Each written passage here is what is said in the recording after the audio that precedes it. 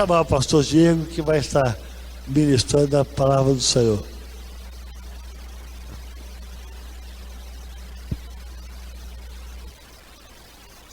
Boa noite, irmãos e irmãs, graça e paz, amém?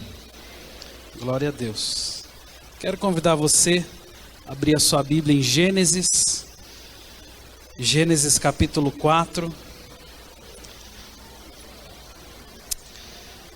Gênesis capítulo 4, quero ler com você apenas um trecho da palavra, verso 8 até o verso de número 16. Nós estamos há 3 domingos na escola dominical estudando um tema específico. Esse módulo nós estamos trabalhando um livro chamado Uma Vida com Propósitos, um livro muito conhecido. É provável que boa parte dos irmãos que estão aqui já leram esse livro, e esse livro foi que me motivou a estar compartilhando a mensagem dessa noite. Eu na releitura desse livro, eu já tinha lido ele há alguns anos atrás, quando nós tivemos esse desafio de estar trabalhando um tema específico no módulo avançado. Eu lembrei-me desse livro e estou fazendo uso dele para que nas classes do domingo de manhã nós possamos entender um pouco mais sobre o que é ter uma vida com propósito.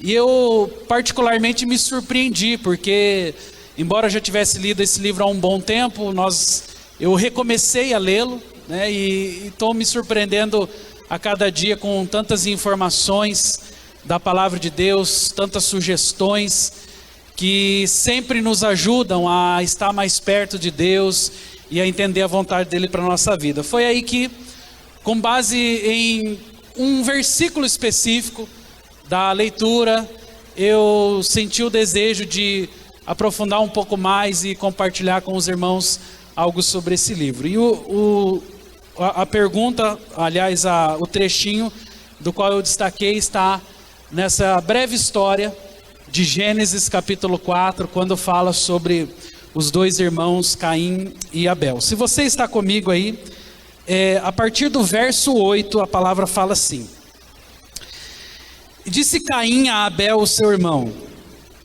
vamos ao campo. Estando eles no campo, sucedeu que se levantou contra Caim Abel, seu irmão, e o matou. E disse o Senhor a Caim: aonde está Abel, teu irmão? E ele respondeu: eu não sei. Acaso sou eu tutor do meu irmão? Disse Deus: que fizeste? A voz do sangue do teu irmão clama da terra a mim. Eis agora, pois, maldito por sobre a terra, cuja boca se abriu para receber de tuas mãos o sangue do teu irmão. Quando lavrares o solo, não dará ele a sua força. Serás fugitivo e errante pela terra. Então disse Caim ao Senhor: é tamanho o meu castigo, que já não posso suportá-lo. Eis que hoje me lanças da face da terra, e da tua presença eu hei de esconder-me. Serei fugitivo e errante pela terra. Quem comigo se encontrar me matará. O Senhor, porém, lhe disse: assim, qualquer que matar a Caim será vingado 7 vezes. E pôs o Senhor um sinal em Caim para que não ferisse de morte quem quer que o encontrasse. Retirou-se Caim da presença do Senhor e habitou na terra de Nod, ao oriente do Éden. Amém? Uma história conhecida e que me chamou bastante atenção foi exatamente um trechinho dessa história. Eu não preciso repassar ela com vocês, eu creio que todos lembram desse episódio. E há uma informação específica nessa história, onde a palavra de Deus diz que depois da morte de Abel, o castigo que Deus propôs para Caim não foi a morte. É interessante olhar por esse ponto de vista, porque o nosso raciocínio ligeiro sempre nos faz pensar que talvez a forma mais fácil, talvez o jeito mais objetivo de dizer que algo está errado é justamente matando o mal pela raiz. Nesse caso, a Bíblia está falando sobre um homicídio.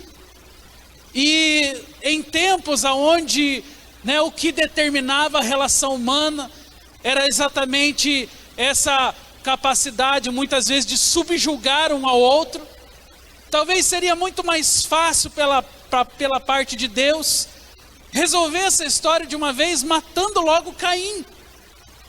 Certamente, se Deus matasse Caim, pelo menos dentro do nosso raciocínio rápido e ligeiro, como eu disse, tudo estaria resolvido. Outras pessoas na terra temeriam antes de pensar num homicídio. Outras pessoas na terra pensariam muito mais vezes antes de praticar um mal e um ato como esse. Mas é interessante olhar no texto e perceber que essa não foi a atitude de Deus. Quando Caim mata Abel, imediatamente aquelas palavras, e a Bíblia fala que o sangue de Abel chegou até o Senhor. E a Bíblia nos traz informações sobre o que aconteceu daí em diante. A Bíblia fala então que depois que a voz do sangue de Abel chega até o Senhor, as palavras de Deus são: agora você é maldito sobre a terra, diz a Bíblia, cuja boca se abriu para recebê-lo de tuas mãos, o sangue do teu irmão. E a consequência no verso 2 diz: agora, Caim, quando lavrares o solo, não te dará ele força. Serás fugitivo e errante. Então disse Caim ao Senhor: é tamanho o meu castigo, que eu já não posso suportá-lo. Irmãos, o castigo que Deus deu para Caim foi ser fugitivo e errante. Um detalhe interessante: Caim, quando recebe essa palavra, imediatamente ele fala: Senhor, mas se o Senhor me largar, fugitivo e errante, logo virá alguém, essa pessoa me matará. Deus fala para Caim, fala: Caim, quem te matar será vingado ainda 7 vezes mais, porque eu não quero que você morra.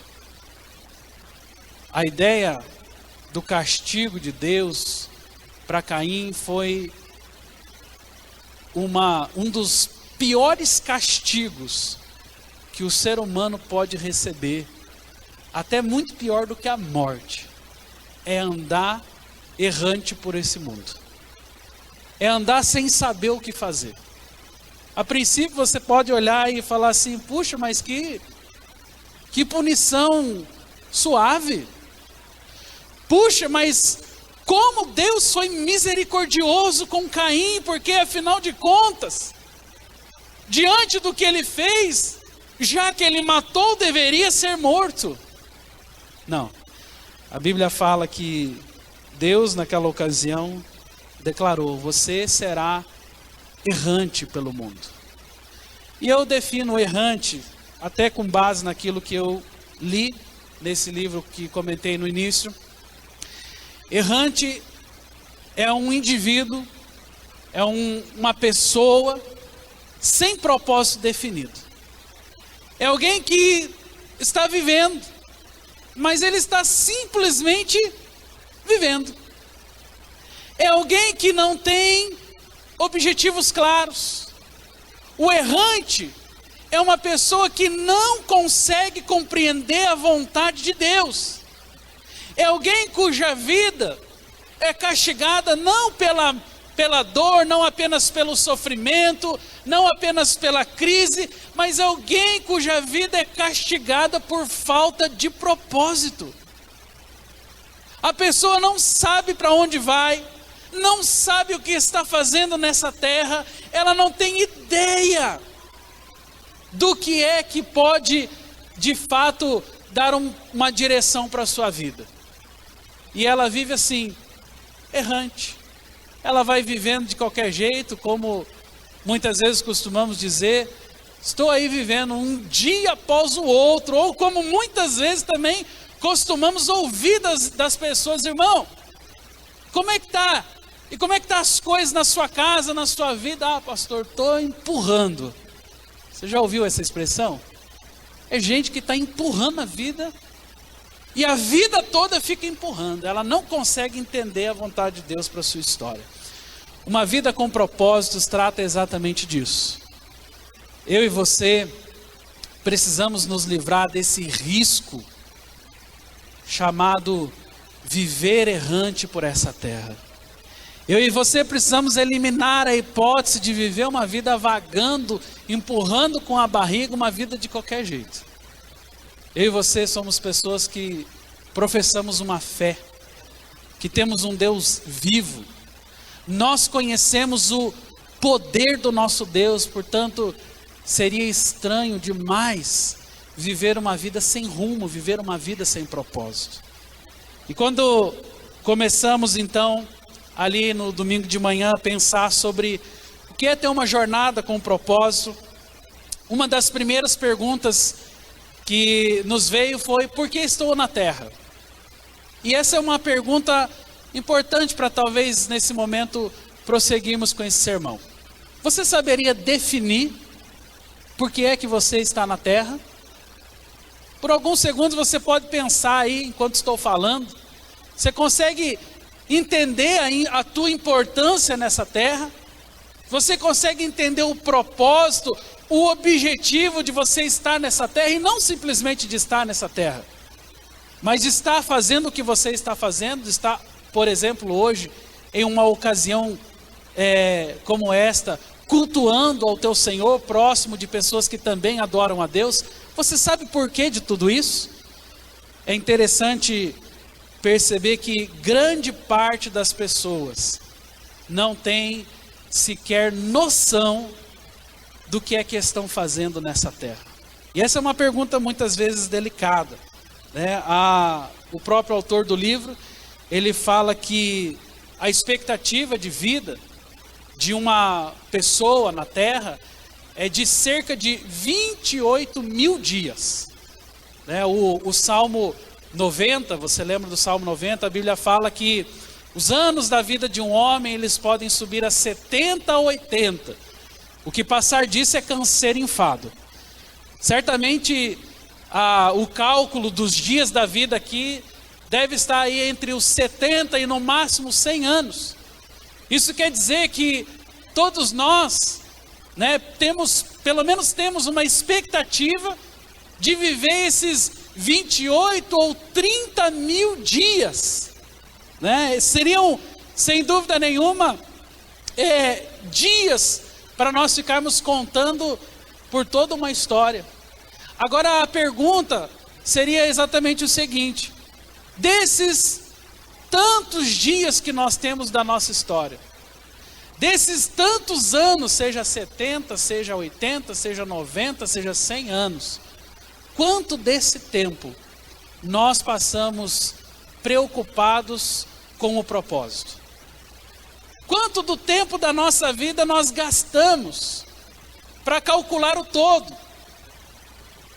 É interessante quando vamos fazer uma viagem, por exemplo, e é muito comum, se você vai viajar mais de 200, mais de 300 quilômetros, você sempre para fazer um check-up no carro. Mas por que você faz um check-up no seu carro? Porque você está preocupado com a distância.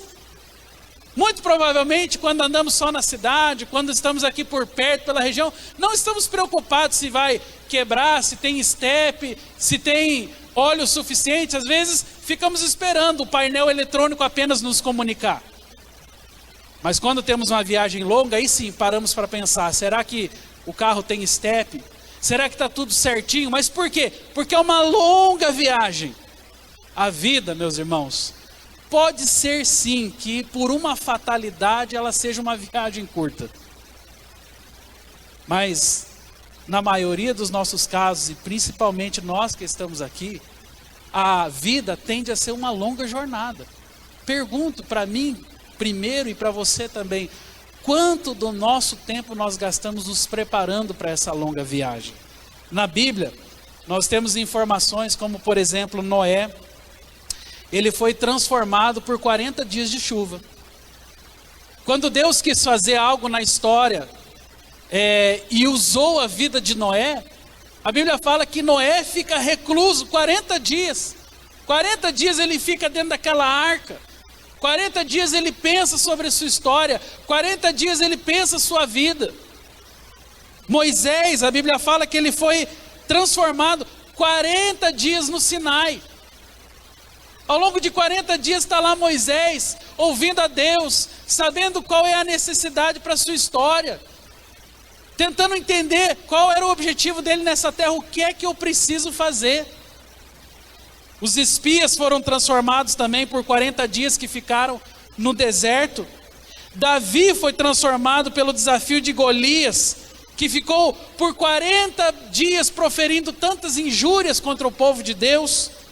Elias foi transformado quando Deus o sustentou durante 40 dias com uma única refeição. Foi o tempo que Elias mais ouviu a voz de Deus. Toda a cidade de Nínive, diz a história, foi transformada quando Deus concedeu 40 dias para que o povo se convertesse. Jesus, ele foi fortalecido durante 40 dias no deserto. Por fim, os discípulos foram transformados nos 40 dias em que estiveram com Jesus após a sua ressurreição. São todos exemplos de pessoas que antes de entender a vontade de Deus, antes de praticar aquilo que estava no coração do Pai, primeiro se prepararam. Primeiro buscaram um propósito. Primeiro perguntaram a Deus: Senhor, por que é que eu estou aqui? Senhor, por que é que o Senhor me enviou nesse lugar? Não sei se você já fez essa pergunta. Se não fez, eu te aconselho a fazer. Senhor, por que é que eu estou na família que eu estou? Senhor, por que é que eu faço parte da empresa onde eu trabalho? Senhor, por que é que eu faço parte da igreja metodista em Arapongas? Senhor, porque eu moro em Arapongas? Porque eu estou no Paraná? Porque eu estou no Brasil? Por que eu não nasci lá na Europa? Por que eu não nasci em outro lugar? Por que eu fui nascer aqui? Por que eu estou aqui? Essas perguntas certamente nos levarão a pensar qual é o propósito da nossa vida. E é através dela que você começa a descobrir que a tua vida, ela tem mais sentido do que você imagina. Que você não veio a esse mundo para nada, só para cumprir os anos da tua história, simplesmente trabalhar, correr atrás das coisas, muitas vezes produzir, mas chegar um momento certo da tua história e você falecer. Não, a vida é muito mais do que isso. Então, eu gostaria de, com um olhar rápido para as Escrituras, mostrar para você que a vida com propósitos, ela é diferente. Eu queria incentivar a minha e a sua vida nessa noite a sair daqui tendo respostas para essa pergunta: qual é o propósito da minha vida? Tendo resposta para a pergunta: o que eu estou fazendo nessa terra? Por que é que eu estou aqui? E uma das primeiras coisas que eu gostaria de dizer a você, até para que nós pudéssemos entender um pouco melhor essa verdade, é justamente o seguinte: na hora de procurar o propósito da sua vida, você precisa entender, eu preciso entender, nós precisamos entender, não somos o foco. Diga comigo assim: eu não sou o foco. Abra sua Bíblia comigo em Colossenses, capítulo 1.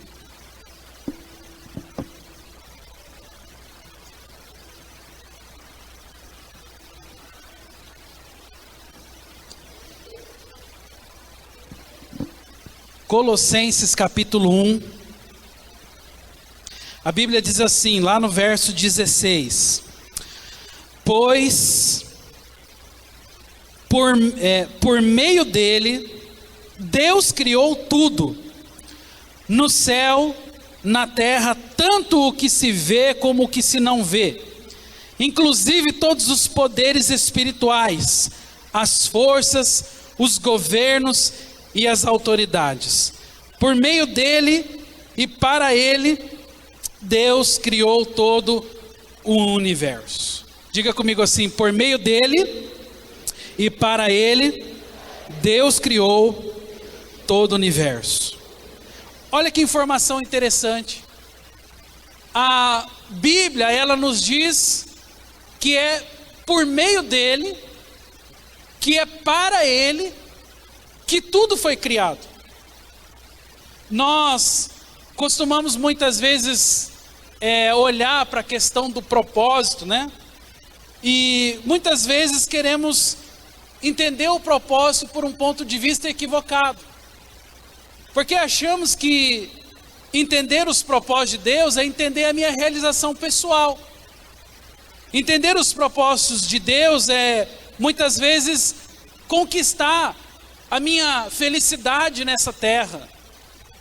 Muitas vezes, compreender o propósito é entender os objetivos da minha vida enquanto família, enquanto felicidade, enquanto necessidade, enquanto coisas que estão à nossa volta. Quando pensamos sobre a vida, é mais fácil para nós focar em nós mesmos. Não é difícil você encontrar pessoas que muitas vezes estão olhando, né, para a vida e fazendo perguntas egocêntricas como: o que eu quero ser? O que eu quero fazer? Né? Quais são os meus objetivos? Quais são as minhas ambições? O que será que vai ser do meu futuro? Isso é muito comum em nós. O tempo todo, e eu penso que, quando eu falei aqui, qual o propósito da sua vida? É bem provável que você já tenha pensado sobre isso, né? Como é que vai ser o meu futuro? Como é que vai ser as minhas realizações? E muitas vezes nessa tentativa de descobrir o propósito da vida, nós acabamos olhando para o lado errado. Acabamos olhando para dentro de nós. Nós queremos muitas vezes entender o propósito da vida olhando para o nosso interior, né? Sabendo se eu sou feliz ou não, sabendo se eu sou realizado ou não, sabendo se eu já conquistei tudo que eu tinha que conquistar ou não. O que é que eu preciso fazer, pastor? Né? Muitas vezes nós confundimos o propósito com o sentido da carreira, com o sentido dos estudos, porque nós pensamos que o propósito da vida é a verdadeira autoajuda. O que é que eu vou fazer da minha vida? Eu vou estudar o quê? Eu vou trabalhar no quê? Qual vai ser a minha profissão? E na verdade não, irmãos. Eu disse para você repetir aqui: eu não sou o foco, porque a palavra de Deus diz que tudo é para Ele, é por meio dEle, para Ele são todas as coisas. Quando você quiser verdadeiramente saber o propósito da sua vida, não olhe para você, olhe para Deus. Não pergunte para você mesmo, mas pergunte para quem te criou. Tente saber daquele que te formou, daquele que sabe de todos os teus caminhos, qual é a vontade dele para a sua vida. Porque nós estamos sempre querendo definir a nossa vontade. O ser humano, ele vive numa busca obcecada por autoajuda. Eu quero sempre me compreender, eu quero sempre saber quais são os meus caminhos, o porquê que isso aconteceu na minha história, por que não aconteceu daquele jeito que eu tanto sonhava. E nessa busca por autoajuda, nós nos concentramos em nós e deixamos de entender que, de fato, o que nós precisamos não é de autoajuda, mas é de ajuda do alto. Quem pode me ajudar é o Senhor. Quem me compreende é Deus. Quem me completa é o Pai. A palavra de Deus, para ser objetivo, você não precisa nem abrir, mas Efésios 1:4, a palavra fala assim: Deus já havia resolvido que ele nos tornaria os seus filhos por meio de Jesus Cristo, pois este era o seu prazer e a sua vontade. Portanto, louvemos a Deus pela sua gloriosa graça, que ele nos deu gratuitamente por meio do seu Filho querido. Deus já havia resolvido que nós nos tornaríamos os seus filhos. E aqui está o sentido da nossa caminhada. Você é filho. Você já foi definido. Eu não posso partir daqui para frente e falar assim: agora eu vou criar um propósito para a minha vida. Eu não posso, com as frustrações da caminhada, com as decepções, com as ilusões, dizer: está dando tudo errado, então tá bom, eu vou consertar a minha vida, daqui para frente vai ser assim. Não. A palavra está nos dizendo o quê? Que o propósito já existe. Eu não posso escolher propósito. Eu não posso definir mais uma caminhada, uma vez que confessei a Cristo, uma vez que entreguei a minha vida a Ele, eu me encaixei exatamente nos seus propósitos. E aqui talvez muitos de nós temos dificuldade, porque é mais fácil olhar para aquilo que deu errado, é mais fácil perceber o que não deu certo e falar: quer saber de uma coisa? Eu estou achando que o melhor caminho é por aqui. Mas a vida, meus irmãos, ela não pode ser realizada com base no que nós achamos. A vida precisa ser realizada com base naquilo que já está escrito sobre nós. Você acha que você, por exemplo, é um acidente? Tem muita gente que tem esse sentimento, sabia? Há muitas pessoas que não entendem o seu propósito na terra, então é mais fácil dizer: pastor, eu nem sei o que eu estou fazendo nessa terra. Eu sou fruto de uma relação desacertada, eu não conheço meu pai, não sei quem é minha mãe. Há casos até de pessoas que costumam dizer com relação à vida: sou fruto de um estupro. Então não era para ter vindo a esse mundo, meus irmãos. A Bíblia não tem nenhum e nem dois versículos, mas muitos versículos da palavra de Deus nos levam a pensar que você é um caso pensado, eu sou um caso pensado. Nós não somos acidente.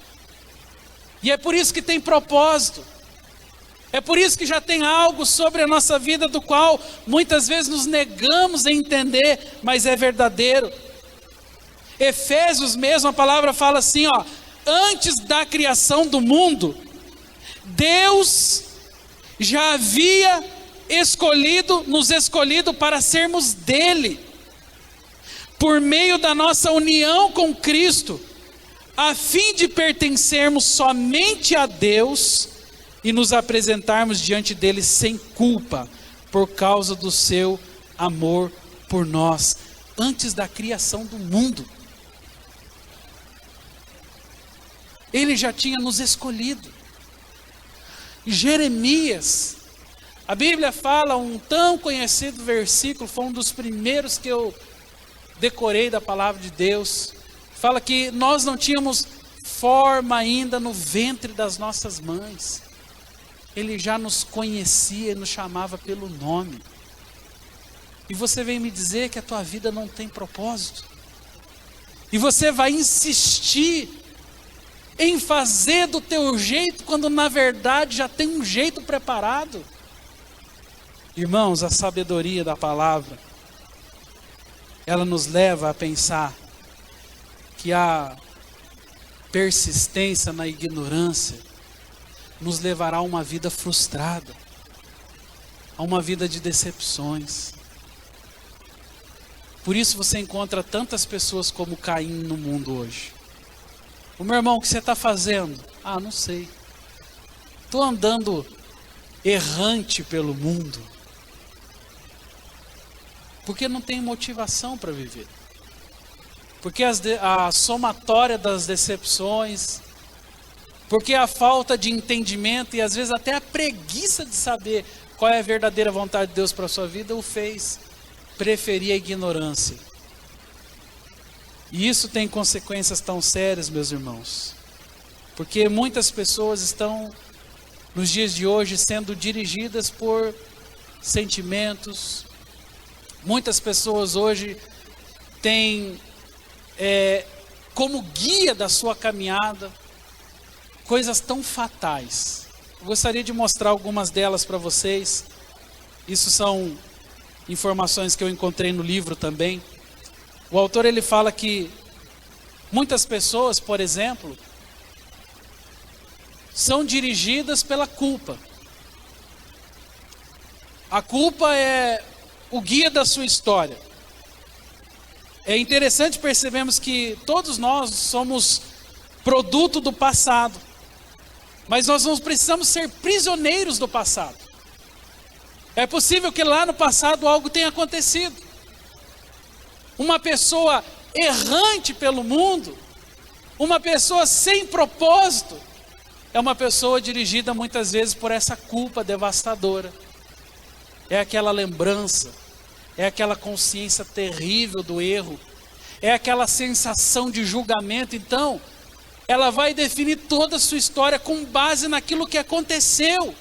E o leme da vida dessa pessoa vai ser a frustração, a culpa, aquilo que aconteceu lá atrás. Converse com as pessoas e você vai descobrir propósitos de vida inimagináveis, porque não conseguiram ser libertos daquilo que aconteceu. Então são escravizados, são dominados por isso. A Bíblia em Salmos ela fala: bem-aventurado aquele cuja iniquidade é perdoada, cujo pecado é coberto. Feliz é uma pessoa que tem consciência: Deus me perdoou, eu não preciso mais ser guiado pela culpa, não há mais pecado, não há mais circunstância, não há mais cena da nossa vida que possa tirar o objetivo que o Senhor tem para a minha história. Por isso a palavra fala: bem-aventurado é aquele cujo o pecado foi perdoado. Teu pecado foi perdoado, meu irmão? Você tem consciência de que hoje você não pode mais ser dirigido pela culpa? De que se você ainda é dirigido por culpa, precisa urgentemente voltar aos caminhos do Senhor e pedir a Ele a sua misericórdia. Outra forma de pessoas conduzirem a sua vida, isso também está lá, fala que muitos são dirigidos por ressentimentos e pela raiva. Como existem pessoas magoadas a ponto de dirigir a sua vida em função disso? Sabe? É possível que alguém magoado, é possível que alguém ressentido, é possível que alguém com ódio, com raiva, ele bloqueie décadas da sua vida em função de algo que aconteceu. Às vezes em função de uma ofensa, às vezes em função de uma palavra, de algo que o machucou. E a pessoa vai viver o resto, às vezes da sua vida, ou pelo menos décadas, escravo daquela ocasião onde foi ofendido, onde foi maltratado. E isso vai se tornar o leme da sua história. Isso vai se tornar o propósito da sua vida, porque nos lábios dessa pessoa encontram-se palavras como: um dia ele vai ver. Um dia aquela pessoa vai pagar. E irmãos, isso é tão horrível, porque isso faz com que a pessoa perca de vez os propósitos da sua história. Ele perde de vista o que Deus tem. Ele perde de vista todos os desígnios do Senhor, porque ele está condicionado, porque agora o leme da vida dele, porque agora o que guia ele é o sentimento, é a raiva, é o ódio. Ele fez da sua vida, ou seja, o propósito da sua história, está sendo guiado pela raiva. Outras pessoas são guiadas pelo medo. Pessoas apavoradas. Pessoas que não conseguem ter descanso na sua alma, porque qualquer notícia nos jornais, qualquer informação, qualquer conversa é capaz de abalá-lo. É uma pessoa instável, insegura. É uma pessoa que está sempre oscilando no seu humor e na sua confiança, porque ela não consegue entender a vontade de Deus. A falta de propósito tira de nós esse conforto, que é a esperança, que é saber onde eu tenho que chegar. A Bíblia, ela nos fala em João: no amor não existe medo. O perfeito amor, ele lança fora todo medo. Essa é uma das coisas que eu preciso entender sobre a vida. Se eu caminho com o meu Senhor, e se eu fui invadido por esse amor, logo, amor e medo não combinam. Então o que é que define a sua vida? É culpa, é raiva, é medo. Lá no livro ele ainda fala que muitos também são dirigidos pelo materialismo. Há pessoas que a única coisa que o guia nessa história é o desejo de conquistar e de construir. Hoje na aula, nós pegamos um trechinho de Eclesiastes capítulo 2, a história de Salomão, quando ele sai numa busca errante pela felicidade. E entre tantas buscas, uma das que nós comentamos hoje na aula foi o desejo de construir. Salomão, em algum momento, ele achou que construir e realizar, a Bíblia fala que ele construiu muitos açudes, para que os açudes pudessem irrigar todas as árvores das suas propriedades. Então ele gasta boa parte da sua vida construindo, mas ele estava exatamente fazendo isso buscando realização, buscando propósito, quando lá no final da sua vida ele faz aquela conhecida declaração: eis que tudo era vaidade e correr atrás do vento. Ou seja, Salomão, ele entendeu o que muitas pessoas custam a entender, que essa vida atrás de objetivos materiais, ela pode muitas vezes nos tornar escravos de algo que é passageiro, de algo que é limitador. E ao contrário do que se diz, porque quando você pergunta por que é que eu corro tanto atrás assim do dinheiro, por que é que eu preciso ter o dinheiro? A resposta de muitas pessoas é porque o dinheiro traz a estabilidade, traz a segurança. Irmãos, isso é uma resposta tão vaga, porque na verdade nós sabemos que a única coisa que pode trazer segurança para um homem, para uma mulher de Deus, é o seu relacionamento com o Senhor. Mas é mais fácil olhar o outro e falar assim: ah, mas o outro conseguiu estar feliz. Vai lá, vê se está feliz mesmo. Pessoas dirigidas pelo materialismo, eles estão matando por isso, passando por cima de pessoas por isso, definindo a sua vida por isso. Outros também dirigidos pela necessidade de aprovação. Pessoas que permitem ser dirigidos pela expectativa dos pais, dos cônjuges, dos filhos, dos amigos. O tempo todo essa pessoa precisa que os outros o aprovem, que os outros gostem do que eles estão fazendo. E isso aos poucos vai virando uma escravidão. Uma frase que eu achei bem interessante, destaquei. O autor fala assim: eu não conheço todas as chaves do sucesso, mas uma chave para o fracasso é tentar satisfazer a todos. Eu achei isso muito interessante, porque nós vivemos em dias hoje, onde nós queremos conciliar tudo. Quando você vai, por exemplo, numa palestra de autoajuda, Todas as informações que nós recebemos são como você administrar o seu tempo, como você colocar mais tarefas dentro da sua agenda, como você organizar a sua vida para que tudo possa ser realizado. E na verdade tudo é uma mentira. Porque o propósito da vida, ele nos faz pensar em poucas coisas.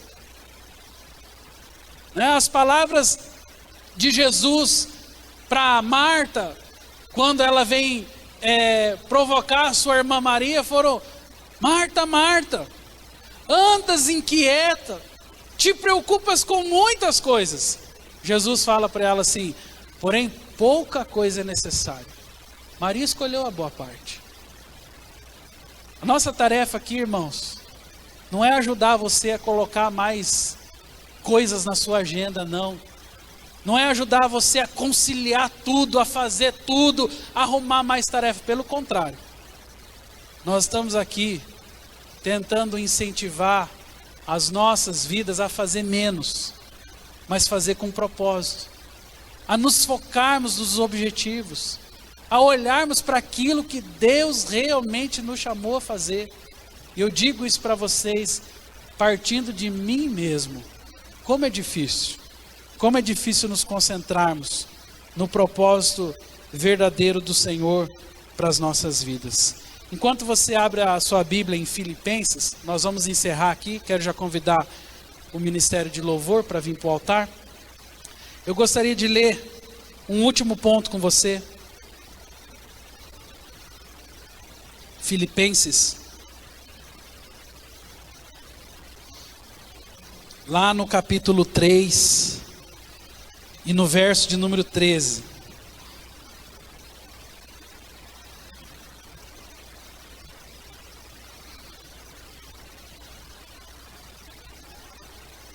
A Bíblia fala assim, Filipenses, lá no capítulo 3 e no verso 13.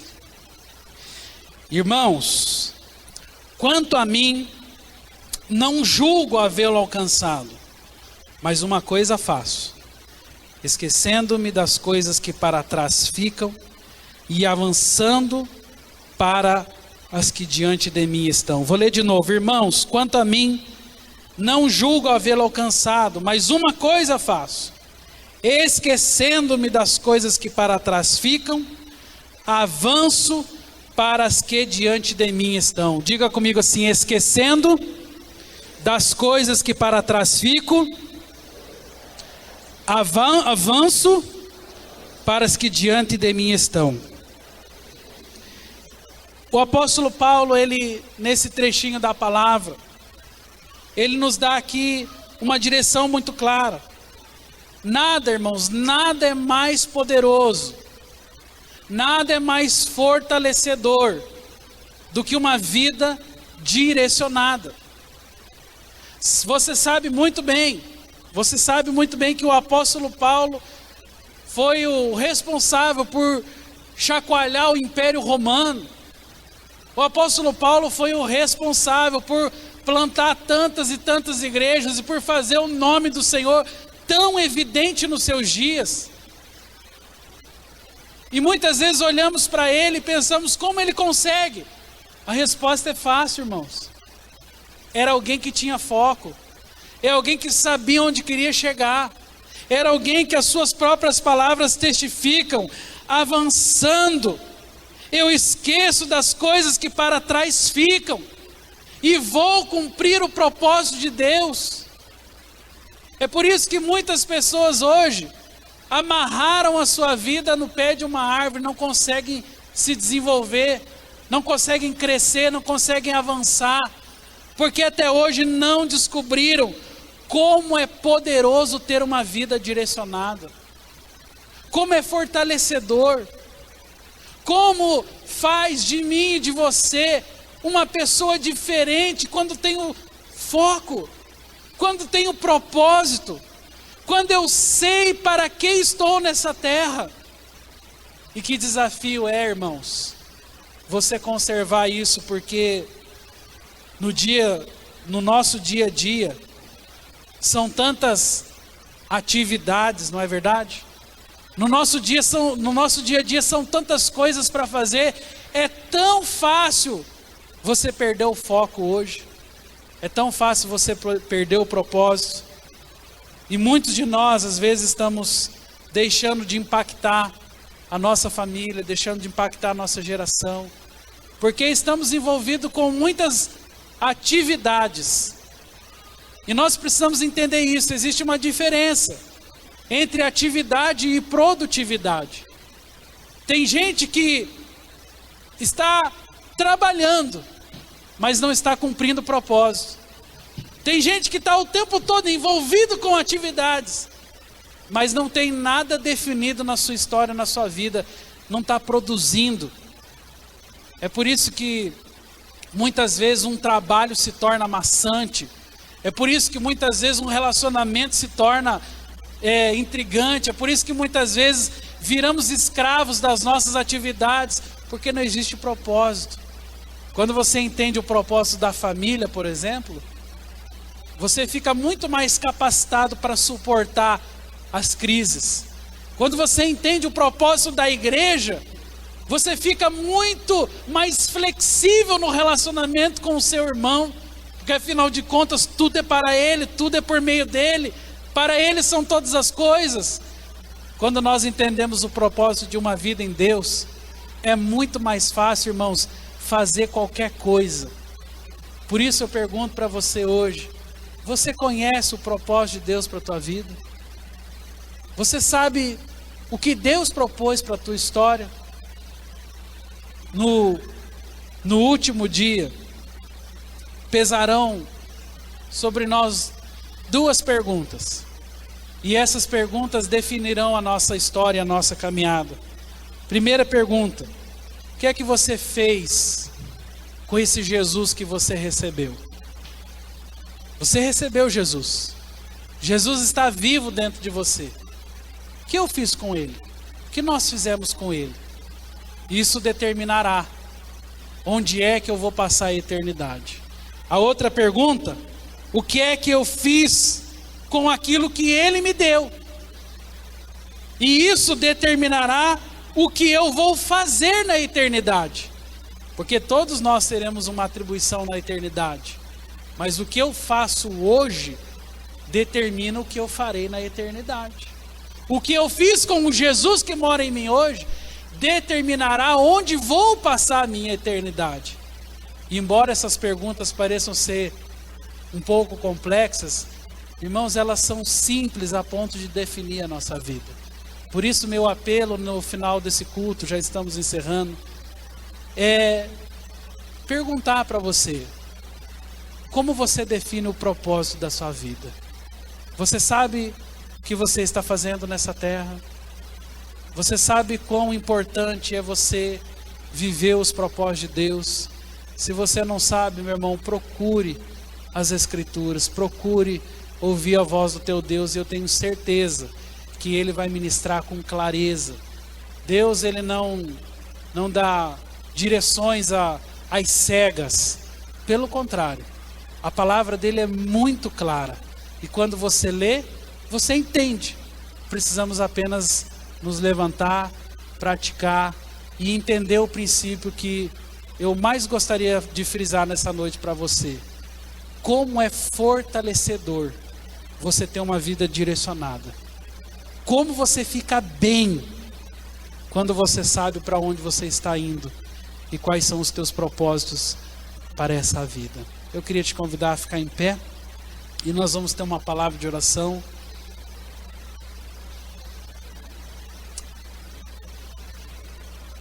Como o nosso tempo está um pouco avançado, eu gostaria só que você fechasse os teus olhos nesse momento. Eu queria convidar você, enquanto uma canção vai ser cantada, eu queria convidar você a coloque uma de suas mãos sobre o seu coração. Eu queria que você perguntasse para você mesmo nesse momento: qual o propósito da minha vida? O que é que eu estou fazendo nessa terra? Que tipo de atividade tem tomado espaço na minha agenda? Nós entendemos hoje que Sem Deus a vida não tem propósito. Sem propósito a vida não faz sentido. E sem sentido a nossa vida não tem relevância. A esperança, meu irmão, minha irmã, é tão essencial para a vida quanto o ar, quanto a água. Ter esperança é resultado de ter propósito. Porventura você anda desanimado, porventura você anda desestimulado, porventura você tem se afadigado com muitas coisas, saiba, muitas vezes a falta de propósito tem feito de muitos de nós, assim como Caim, errantes por esse mundo, pessoas que não sabem o que fazer, pessoas que não entendem os propósitos, pessoas que não entendem os objetivos da vida. Por isso, ore ao teu Senhor, enquanto uma breve canção vai ser entoada, mesmo no seu lugar, eu gostaria de convidar você a pedir a Deus, caso você não tenha clareza disso, qual o propósito da sua vida? Por que você está nessa terra? E creio que Ele trará a resposta para o teu coração. Dentro de você, eu consigo só admirar, mas te olhando eu posso a Deus adorar. Sua alma é um bem que nunca envelhecerá. O pecado não consegue esconder a marca de Jesus, existe em você. O que você fez ou deixou de fazer não mudou o início, Deus escolheu você. Sua raridade não está naquilo que você possui ou que sabe fazer. Isso é o mistério de Deus com você. Você é um espelho que reflete a imagem do Senhor. Não chore se o mundo ainda não mudou. Já é o bastante Deus reconhecer o seu valor. Você é precioso, mais raro que o ouro puro de Ofir. Se você desistir, Deus não vai desistir. Ele está aqui pra te levantar. Se o mundo te fizer cair.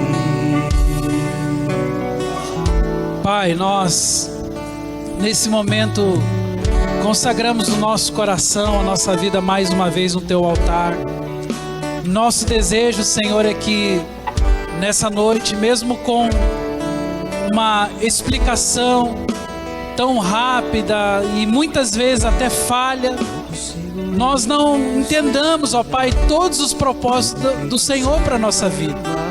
Quantos de nós talvez ainda estejamos vivendo como escravos do tempo, como escravo das atividades?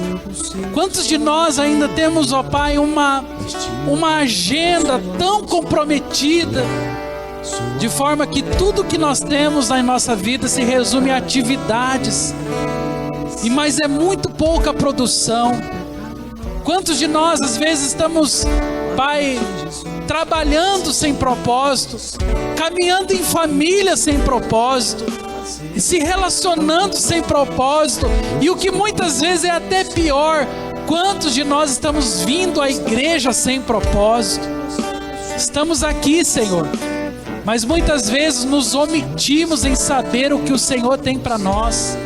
Muitas vezes, ó Pai, é mais fácil colocar uma venda nos nossos olhos, porque é mais tranquilo apenas sentar, é mais tranquilo apenas ouvir, é mais tranquilo apenas incentivar os outros, mas muitas vezes pesa sobre nós reagir sobre, ó Pai, as perguntas que o Senhor faz acerca da nossa vida. Por isso, nessa noite, Pai, eu quero profetizar, Pai, que a tua igreja, que o teu povo que aqui se encontra, Pai, viva, ó Pai, os propósitos do Senhor para a sua história. Pai, eu quero clamar que sobre nós pese a responsabilidade, Pai, de buscar com anseio o que devo fazer para que o Senhor cumpra as suas promessas, Pai, qual é o meu papel na casa em que eu moro? Qual é o meu papel no bairro que eu estou, na cidade que eu vivo, Senhor? Por que é que eu estou nessa igreja? Pai, perguntas como essa, Senhor, merecem respostas que vêm do fundo do nosso coração. Por isso eu quero profetizar, Pai, que ainda que essa palavra não tenha um cunho apelativo, ainda que essa palavra ela tenha talvez uma dimensão muito mais mental do que a nível de coração, ainda que essa palavra mexa muito mais com a nossa mente do que com as nossas emoções, eu quero profetizar que com sabedoria, Pai, o teu povo ouvirá a sua voz e saberá aquilo que o Senhor deseja para as suas histórias. E que, Pai, novos momentos, Pai, uma vida focada estará prestes a acontecer na vida do teu povo, Pai. Eu clamo ao Senhor, ó Pai, que fortaleça, Pai, os teus filhos e filhas que aqui estão, com o propósito de uma vida que serve ao Senhor, Pai. Nós oramos para que isso se cumpra em nosso dia a dia e em toda a nossa história. Esse é o nosso desejo, Senhor, e assim oramos em nome de Jesus. Amém, amém.